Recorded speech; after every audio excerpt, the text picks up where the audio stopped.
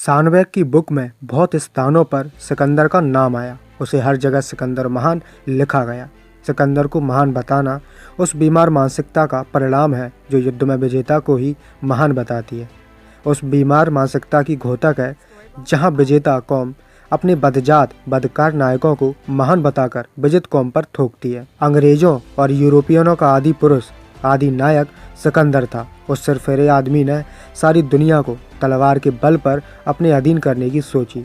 अपने आतंकी साथियों की फौज लेकर उसने अपने छोटे मोटे राजा रजवाड़ों को हरा दिया था। उनके अनेक नगर लूट कर तबाह कर दिए गए। बाहर रहने वाली स्त्रियां ही नहीं, बच्चियां तक उसकी और उसके गुंडों की हवस का शिकार बनी। लाखों हजारों स्त्री पुरुष और बच्चों को उनके गुलाम बनाकर बेचे गए। जब अंग्रेजों और यूरोपियनों ने भारत जैसे देशों को अपना गुलाम बनाया तो उन्होंने वहाँ अपने आदि नायक सिकंदर जैसे नीच और जालिम हत्यारे को महान बनाकर थोपा। लेकिन बहुत दुख की बात है कि आज उन देशों के लोग भी सिकंदर को महान बताते हैं। उनके पूर्वजों को उसने बेरहमी से मारा, उनकी माँ बहनों के सरेआम नीलामी की। जब भी हमने सिकंदर को महान लिखे या कहे जाने की बात पड़ी, हर बार हमारे मन में सवाल उठता कि सिकंदर ने ऐसा क्या किया कि उसे महान कहा गया। मानवता की भलाई के लिए उसने क्या किया कि उसे महान कहा जाए। उसने व्यापारियों या आम लोगों के लिए कोई सड़क बनवाई हो, कोई अस्पताल बनवाया हो, प्यासे पथिकों के लिए कुएं खुदवाए हो, भाईचारा या अमन शांति फैलाने का कोई काम किया हो। ये नहीं तो कम से कम सुरक्षित और संपन्न राष्ट्र का निर्माण ही किया हो। कुछ तो ऐसा होगा कि आज हम संयुक्त राष्ट्र संघ या अन्य विश्व मंच पर खड़े होकर उसे श्रद्धांजलि दे सकें। सिकंदर के वंशज अंग्रेज और यूरोपियन हैं जिन्होंने दुनिया भर के देशों को गुलाम बनाकर उनका शोषण किया। उन्होंने जो कुछ वहाँ पढ़ाया वो उन शोषकों के लिए सच बन गया। उन्होंने पढ़ाया, सिकंदर ने दुनिया जीतने के लिए खून बहा दिया। जो भी उसके रास्ते में आया उसे मार दिया गया, इसलिए वो महान था। आज हमारे राधा कृष्ण जैसे विद्वान भी उसे महान कहने में शर्म तो क्या, झिझक भी महसूस नहीं करते। आज ओसामा बिन लादेन को दुनिया का सबसे बड़ा आतंकी करार दिया जाता है। उस पर दोष लगाया जाता है कि उसने अमेरिका के बहुमंजिला टावर ध्वस्त किए थे। उसकी वजह से कुछ 100 या 1000 आदमियों की जान गई होगी। इसकी तुलना में सिकंदर ने कितने मासूमों का खून बहाया, कभी कोई सवाल ही नहीं उठता। क्यों नहीं उठता?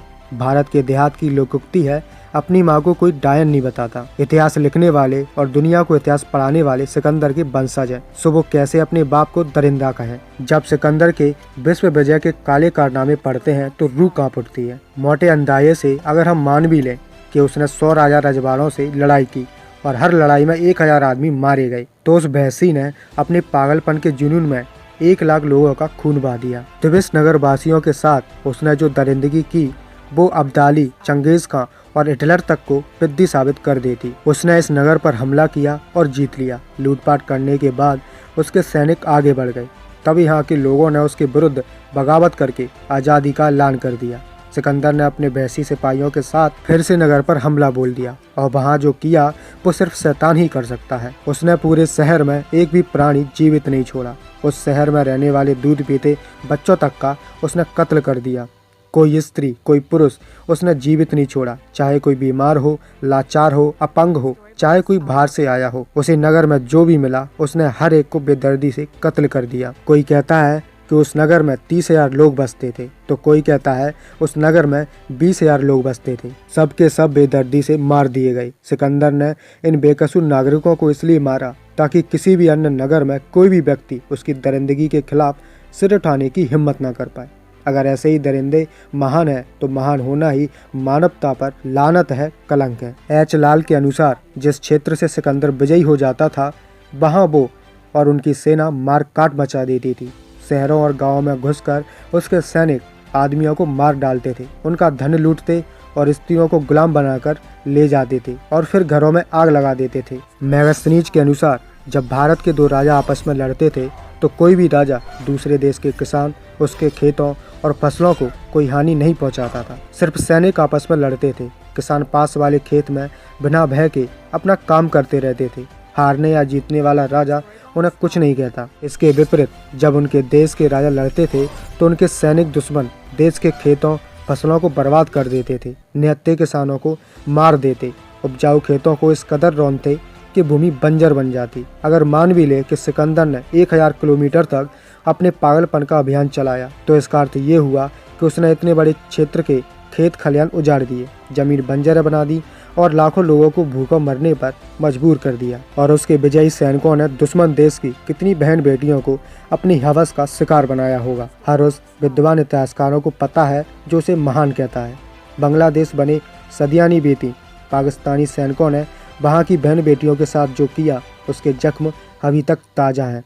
उस समय जो बांग्लादेश पाकिस्तान का ही भाग था और संयुक्त राष्ट्र संघ भी मौजूद था, इन सब के बावजूद वहाँ अनगिनत बलात्कार की घटनाएं हुई। सिकंदर के समय स्त्री की क्या हैसियत थी, इस बात का अंदाज़ा हम इस बात से लगा सकते हैं कि जब सेल्यूकस सम्राट चंद्रगुप्त मौर्य से हारा तो उसने अपनी बेटी उनको देनी पड़ी थी। अकबर के कहर से बचने के लिए अनेक राजपूत रजवाड़ों ने अपनी बहन बेटियाँ उनके हरम में भेजी थी। हम सहज कल्पना कर सकते हैं कि निरंकुश सिकंदर के सैनिकों ने विजित देशों के स्त्री बच्चियों के साथ कैसा व्यवहार किया होगा। सिकंदर के साथ आने वाला लेखक कार्टियस खुद लिखता है कि सिंध के पास अग्रश्रेणी समाज के लोग रहते थे। जब उनके देश पर सिकंदर ने हमला किया तो वहाँ 20,000 स्त्री पुरुषों और बच्चों ने उसके हाथ लगने की बजाय जल मरना अधिक आसान समझा, क्योंकि यवन मानते थे कि 6 साल की लड़की शादी के योग्य हो जाती है। इस देश के लोगों को पता था अगर उनकी मासूम बेटियां उन यवनी दरिंदों के हाथ लगी तो उनके साथ क्या हो सकता है। अपने विश्व विजय के पागलपन में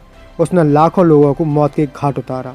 लाखों नहीं तो हजारों औरतों और बच्चियां उनकी वजह से उसके सिपाहियों की हवस का शिकार हुई होंगी और फिर गुलामों की मंडियों में बिकी हुई होंगी। ये सब उस एक दुष्ट प्राणी की वजह से हुआ। ऐसे नीच को महान कहना ही नीचता की निशानी है। क्या आप भी लगता है कि सम्राट महान को महान कहना उचित होगा? आप मेरी वीडियो से कितना सहमत हैं कमेंट में जरूर बताएं।